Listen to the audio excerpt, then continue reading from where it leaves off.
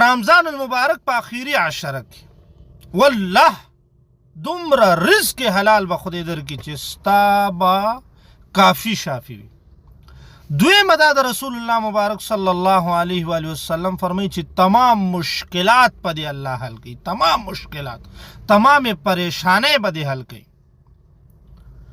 خو که دا عمل چا شروع عمل او وظیفه هم دومره اسانه چې زمونږ د ماشومانو نه واله تر بوډاګانو پورې د ټولو په ذهن او خلو باندې به دا الفاظ وي، خو په شرط د دې چې دا الفاظ ته د زړه په صدق، د زړه په یقین، د زړه په اطمینان سره دا الفاظ وي.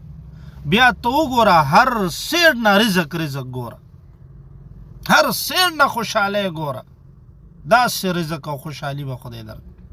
نو هغه الفاظ دي استغفر الله، استغفر الله. استغفار هم رسول الله مبارک متعین کړی نه دی، بس چې کوم استغفار دله درځي هغه استغفار وایي. او د چا چې څومره ډېر مشکلات ډېرې وي او څوک چې ډېر رزق غواړي هغه ډېر وي. او په رمضان المبارک کې خود په اخیری عشره کې